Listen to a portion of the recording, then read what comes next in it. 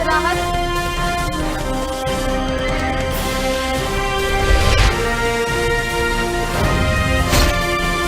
चीन में बाढ़ का कहर।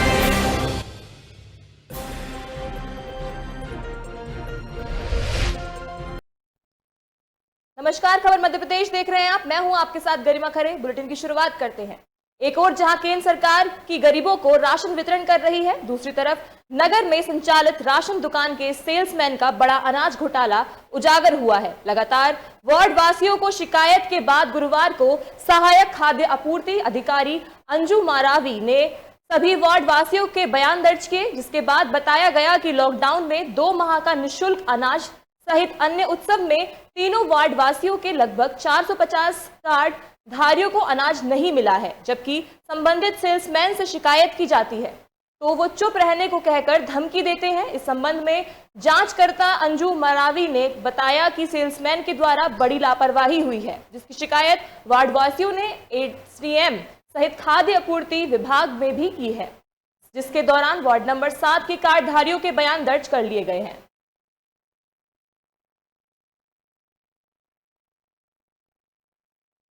दुकान के सेल्समैन का बड़ा अनाज घोटाला उजागर। लगभग 450 कार्डधारियों को नहीं मिला अनाज। सरकार ने जारी किए गरीबों को राशन वितरण। दुकान के सेल्समैन का बड़ा अनाज घोटाला उजागर। वहीं बड़वानी के मुस्लिम कम्युनिटी ने करबला में हुए 72 शहीदों के नाम पर रक्तदान शिविर का आयोजन कराया। आपको बता दें, बरदेही से बड़ी खबर आ रही है, जहां थाने में सत्य सनातन सेवा समिति ने दिया ज्ञापन। धर्मांतरण के उद्देश्य से बाजार के निर्माण का लगाया आरोप।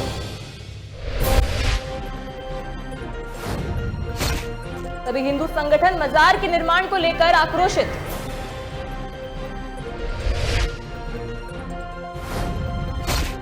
मौके पर पहुंची पुलिस ने मामले को कराया शांत।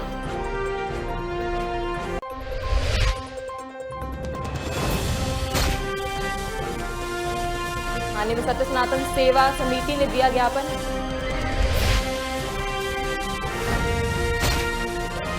धर्मांतरण के उद्देश्य से मजार के निर्माण पर लगाए आरोप।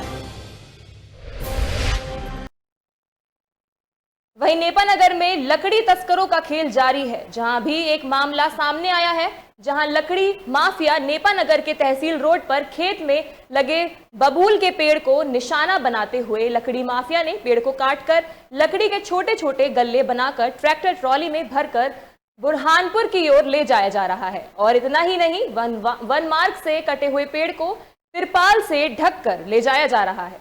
इसकी सूचना वन विभाग को दे दी गई है। इसके बाद वन विभाग के रेंजर मयंक पांडे टीम के साथ मौका स्थल पर पहुंचकर लकड़ियों से भरे वाहन को जब्त कर लिया गया है। नेपानगर में लकड़ी तस्करों का खेल जारी, जंगलों से की जा रही भारी मात्रा में कटान। वहीं वन विभाग ने लकड़ियों से भरे वाहन के किया जब्त। नेपानगर में लकड़ी तस्करों का खेल जारी।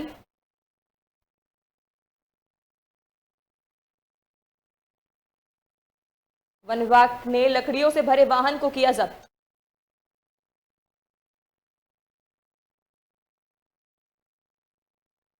जंगलों से की जा रही भारी मात्रा में तस्करी।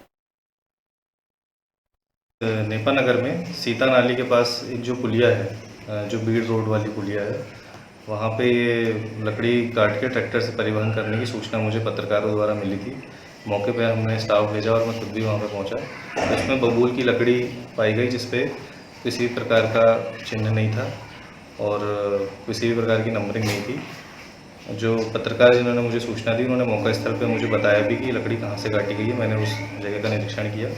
उसके बाद उस ट्रैक्टर को हमने अपने ऑफिस में ले आए हैं, वहाँ पे पूछताछ चल रही है। वहीं खकनार तहसील के अंतर्गत ग्राम पंचायत दूधिया में रोजगार सहायक सचिव अशोक द्वारा नरेगा का ग्रामीण लोगों का फर्जी मास्टर भरकर भारी मात्रा में भ्रष्टाचार करा जा रहा है। वहीं ग्रामीणों ने सहायक सचिव अशोक पर आरोप लगाया है कि रोजगार सहायक सचिव अशोक द्वारा हमें योजनाएं का फायदा नहीं मिल रहा है। साथ ही सीसी रोड का निर्माण नहीं हुआ और जो शौचालय का निर्माण करवाया है उसमें घटिया निर्माण कर दिया गया है। साथ ही कहा कि अशोक सहायक सचिव द्वारा कागजों पर कार्यवाही कर देते हैं और जमीनी स्तर पर कुछ भी नहीं।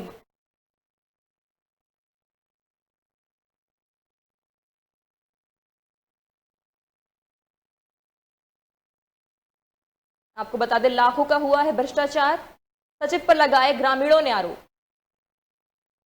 फर्जी मास्टर बनाकर लाखों का घोटाला करने का आरोप।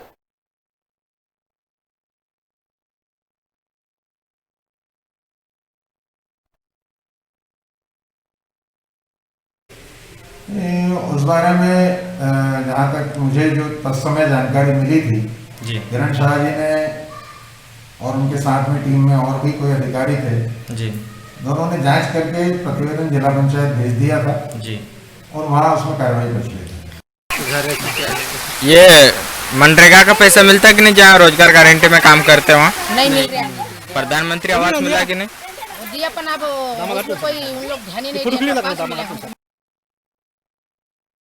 वहीं धोखाधड़ी करने की शिकायत दतिया पुलिस अधीक्षक अमन सिंह राठौड़ के संज्ञान में आई, जिस पर त्वरित कार्यवाही करने के लिए थाना प्रभारी कोतवाली रविंद्र शर्मा ने सैनिटरी पैड पैकिंग के नाम पर ठगी करने वाले 2 ठगों को गिरफ्तार किया है। वहीं पकड़े गए ठगों के उत्तर प्रदेश के गुरुसराय, झांसी, जालौन कोच में दतिया में करोड़ों रुपए की ठगी की है। बता दें कि महिलाओं और पुरुषों से 5,585 रुपए लेकर 8,000 रुपए प्रति माह लिए जाते थे।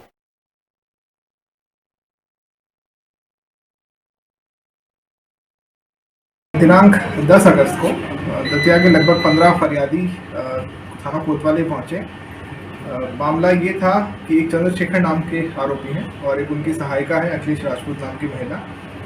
ये लोग काफ़ी मास्टरमाइंड तरीके से एक ठगी का जाल बना करके अब तक हज़ारों लोगों को चूना लगा चुके हैं। ये लोग आरंभ में कुछ पैसा जो महिला स्व सहायता समूह है उनको देते हैं, उनको अप्रोच करते हैं, जो भोली वाली महिलाएं होती हैं उनको कुछ एडवांस देकर के कुछ मशीन पैकिंग का सामान इस तरीके से प्रिटेंड करते हैं कि उनसे आगे सामान खरीदा जाएगा, एक सप्लाई चेन बनाई जाएगी।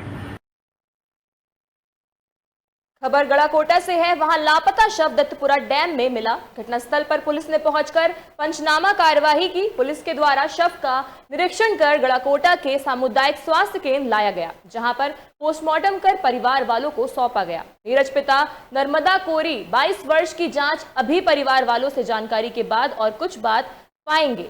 युवक ने किस कारण से आत्महत्या की, फोन डिटेल्स से आगे की जांच की जाएगी।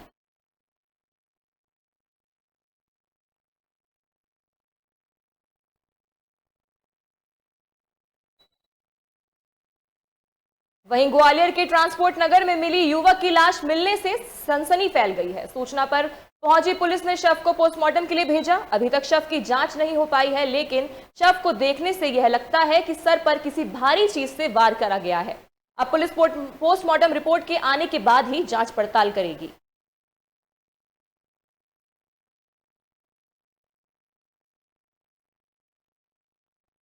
थाना बौड़ापुर के ट्रांसपोर्ट नगर इलाके में आज करीब 12 बजे के लगभग एक युवक की लाश मिली, जिसकी संदेहास्पद परिस्थितियों में मौत हुई है। लाश एक कच्चे रास्ते के किनारे मिली है। युवक की लाश से मर्ग कायम कर लिया है और पीएम के लिए बॉडी पहुंचा दी है। देखने से कितनी उम्र का युवक लग रहा है? लगभग 30 वर्ष का युवक है और उसके सिर में हाई चोट के कारण मृत्यु होना प्रतीत हो रही है। प्रथम दृष्टया क्या लग रहा है कि हत्या? अभी पीएम के बाद और स्थिति की क्लियर होगी, हो सकता है बिल्कुल।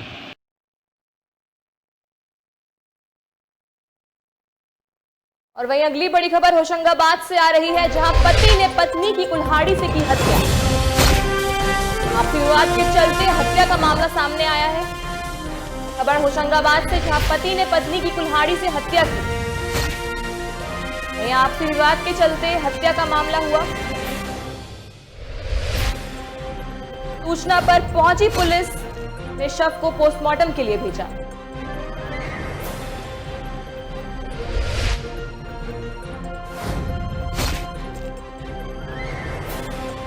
लाल शव को पोस्टमार्टम के लिए भेज दिया गया है। वहीं आपको बता दें, मामला होशंगाबाद जिला के सिवनी मामला तहसील का है।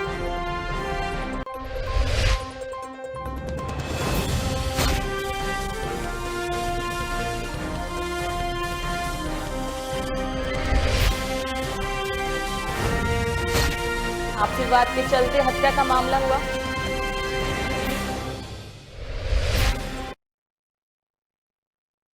जिले के सक्ती में जिला कलेक्टर जितेंद्र कुमार शुक्ला ने कोविड-19 की तीसरी लहर के आम लोगों की सुरक्षा और बेहतर इलाज मुहैया कराने मेडिकल ऑक्सीजन प्लांट स्थापना का कार्य शीघ्र पूरा करने एवं कोविड मरीजों को इलाज सुविधा मिल सके इसके लिए बेडों की संख्या बढ़ाने को कहा। उनके द्वारा शहर की विशेषताओं और कमियों की स्थानीय अधिकारियों से चर्चा कर जाने के लिए नगर के विकास और सौंदर्यकरण की योजनाओं बनाने संबंधित अधिकारियों को कहा ताकि शहर सर्व सुविधा सुंदर दिखे। सामुदायिक स्वास्थ्य केंद्र परिसर में स्थापित की जा रहे हैं ऑक्सीजन जनरेशन प्लांट का निरीक्षण कराते हुए निर्माण करने वाले संबंधित अधिकारियों से ऑक्सीजन प्लांट की क्षमता के अनुसार सभी बेड में ऑक्सीजन पाइपलाइन कनेक्शन का कार्य शीघ्र पूरा करें।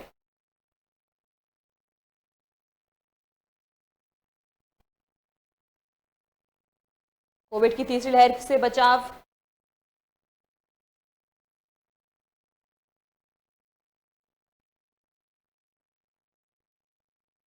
का निरीक्षण मेरे जिले में आने के बाद में अपनी रूटीन कार्यशैली का एक पहलू है। मैं पूरे ज़िले के अलग अलग तहसीलों पे सब डिविजन्स पे बारी बारी जा रहा हूँ, उसी हिसाब से यहाँ पे आया हूँ। और मेरे आने का एक प्रमुख कारण ये भी है कि आगामी कोरोना की तीसरी लहर के मद्देनज़र यहाँ पे ऑक्सीजनेटेड जो बेड्स हैं उनकी संख्या बढ़ाना, तो उसके लिए ऑक्सीजन प्लान की जो इस्टेब्लिशमेंट किया जाना है वो देखने के लिए मैं आया हूँ। उसको मुझे 2 दिन के अंदर पूरा कराना है। और बाकी शहर की अलग अलग जो चीज़ें हैं, यहाँ की विशेषता है, यहाँ की कमियाँ हैं, उन सब के बारे में अधिकारी साथियों के साथ मैंने चर्चा किया है। हम बेहतर करने की कोशिश करेंगे। Thank you. वहीं अगली खबर मंदसौर से है, जहां लॉकडाउन ने बेरोजगारी और उसके बाद कर्ज से परेशान होकर 5 लोग, जिनमें एक बाल उपचारी भी शामिल है, इन सब ने मिलकर एक व्यापारी के अपहरण और लूट की घटना को अंजाम दे दिया। अपहरण और लूट कांड में शामिल 5 में से 4 अपराधी अब पुलिस की गिरफ्त में हैं। पुलिस ने आज प्रेस वार्ता कर इस मामले का खुलासा किया। आपको बता दें कि घटना 1.5 माह पूर्व की है। 28 जून 2021 को नारायणगढ़ के हाईवेयर व्यापार मनसा निवासी ताहिर हुसैन को अपनी दुकान बंद करके वापस लौटते समय रास्ते में 2 व्यक्तियों ने कार रुकवाकर लिफ्ट मांगकर बैठी, तो उसमें से एक ने व्यापारी की कनपटी पर कट्टा अड़ाकर उसका अपहरण कर उसे महागढ़ नारायणगढ़ होते हुए विंशीय डाक बंगले से 15 किलोमीटर दूर एक वीरान सुनसुनी जगह ले जाकर व्यापारी ताहिर को धमकाकर उसकी बैग में रखे नगद 2.5 लाख और बैंक पासबुक, चेकबुक और 2 मोबाइल फोन छीन लिए। जून के अंतिम सप्ताह पे ये बात है, थाना हजारगढ़ में, थाना नारायणगढ़ में एक व्यक्ति की शॉप है, ताहिर नाम के व्यक्ति, मनासा का रहने वाला है। वह व्यक्ति जब अपनी शॉप से वापस मनासा जा रहा था तो रास्ते में 2 लोगों ने किडनैप कर लिया। पहले उन्होंने हाथ देकर के लिफ्ट लिया, लिफ्ट लेने के बाद दूसरा व्यक्ति एक और कहीं और से मिला। इस तरह के 2 व्यक्ति जब हो गए तो उन्होंने रास्ते में उसको कट्टा दिखा करके जो भी सामान उपलब्ध था, जो मैं चुका था वो और मोबाइल, अन्य चीज़ें सब लगभग 2.5 लाख के आसपास का मौजूद था, उसे लूट करके। और इसी बीच जब पुलिस का प्रेशर पड़ रहा था तो उन्होंने उसको वहीं छोड़ करके चले गए। क्योंकि घटना की तत्काल बाद पुलिस को खबर लग गई थी, पुलिस ने लगातार अपनी घेराबंदी करना स्टार्ट कर दिया था। और घेराबंदी का था कि हमने तत्काल 2 घंटे के अंदर में ही व्यक्ति को सकुशल अपने पास ले आया। वहीं नोएडा के सेक्टर 44 स्थित एमईटी स्कूल के बाहर स्कूल में गार्ड की नौकरी करने वाला एक व्यक्ति अपने ट्रांसफर के खिलाफ परिवार के साथ धरने पर बैठ गया है।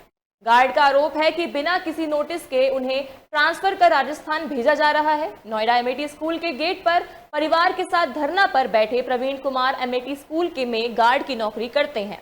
दरअसल ये धरना प्रवीण स्कूल प्रशासन के खिलाफ अपना ट्रांसफर करने को लेकर कर रहे हैं। सर मुझे ड्यूटी नहीं दे रहे यहाँ पे, मैं ये नौकरी 3 साल से कर रहा हूँ। मेरा कोई कारण भी नहीं है, कुछ भी कोई भी कारण नहीं है। मेरे को यहाँ से ट्रांसफ़र किया जा रहा है नीमराना के लिए, ना तो कोई कारण बताया जा रहा है कि क्या कारण है, क्या नहीं कारण है।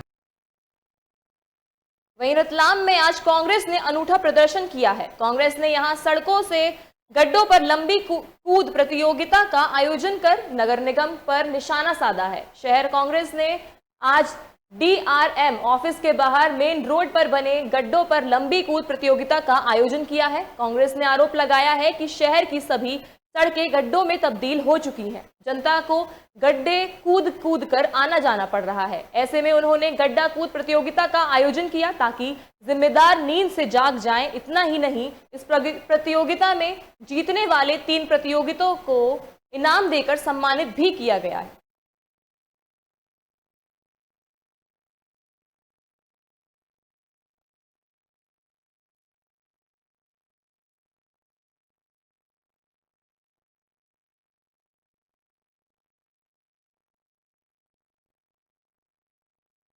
वहीं विदिशा शहर में बारिश थमने के बाद सड़कों की जो हालत थी वह धूल दूषित हो गई है।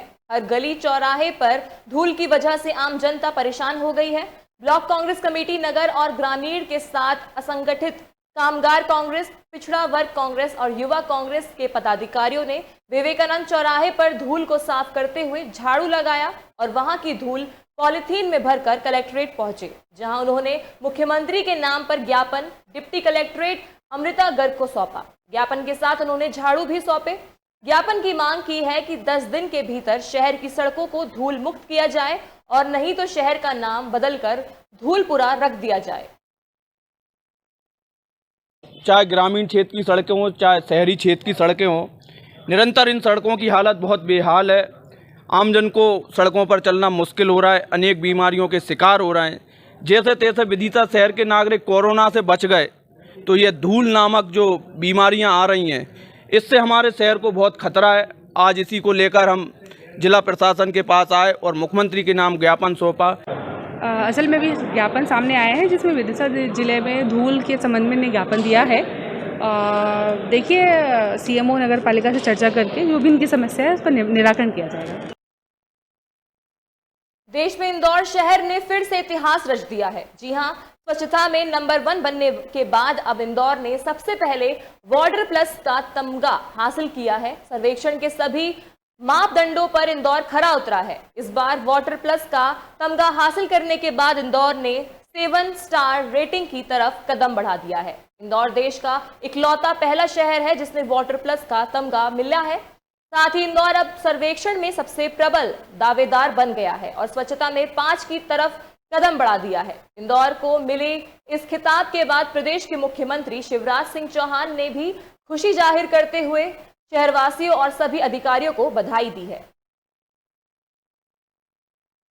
के लिए वाटर प्लस के लिए जो 2-3 मुख्य मापदंड थे, जिसमें पहला था कि किसी भी तरीके का ग्रे और ब्लैक वाटर यानी गंदा पानी किसी भी नदी या नाले में ना जाए। इसके लिए इंदौर ने एक सर्वे किया और लगभग 7,000 से ज़्यादा ऐसे आउटफॉल्स को रोका है जो डायरेक्ट जाकर नदियों नालों में मिल रहे थे, गिर रहे थे और नदियों नालों को गंदा कर रहे थे। इसके अतिरिक्त जो टोटल हमारे शहर का सीवर है वो लगभग 310 mld होता है और उसमें से 30% पानी को हम लोगों को रीयूज़ करना था रिसाइकिल करके। तो इसके लिए अपने लोगों ने इस पानी का उपयोग अपने बगीचों में किया हाइड्रेंट के थ्रू। वहीं अगली खबर मांडला से है, जहां जिले के बीजाडांडी थाना क्षेत्र में एक ढाबे में पैसे के लेन देन को लेकर 2 गुटों में गोलीबारी हुई थी। गोली लगने से बबलू पंडा नामक व्यक्ति की मौत हो गई। मामले की जांच पड़ताल में जुटी है पुलिस। मंडला के जो बीजाडांडी थाना के अंतर्गत कल रात में ये घटना घटी है। फायर डाला गया तो सामने वाले एक व्यक्ति जिनका नाम बबलू पंडा, ये जबलपुर के निवासी हैं, थाना गोरागांव, ये इनकी मृत्यु हो गई मतलब गनशॉट की वजह से। और पुलिस मौके में पहुंच करके जो भी जांच पड़ताल है वो किया उन्होंने रात में।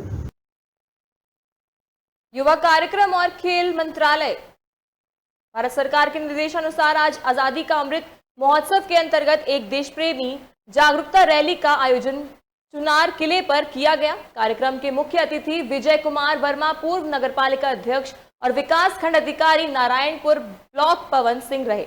वहीं कार्यक्रम आयोजन जिला युवा अधिकारी प्रतीक साहू रहे।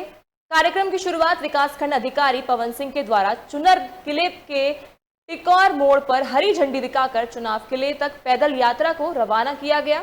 कार्यक्रम की शुरुआत फिट इंडिया शपथ से हुई।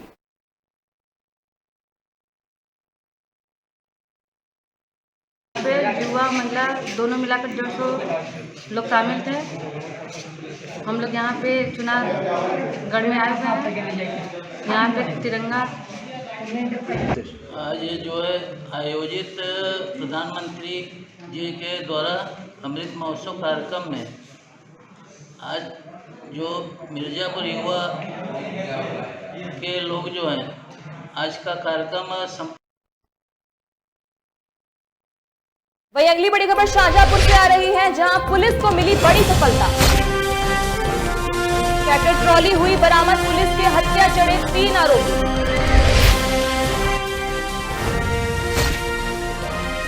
ट्रैक्टर ट्रॉली हुई बरामद, पुलिस के हत्या चढ़े 3 आरोपी।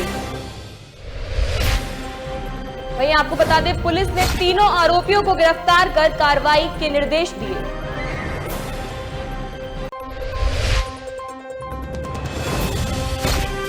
बड़ी खबर शाहजहांपुर से है, सुजालपुर पुलिस को मिली बड़ी सफलता। ट्रैक्टर ट्रॉली हुई बरामद, पुलिस के हत्थे चढ़े 3 आरोपी।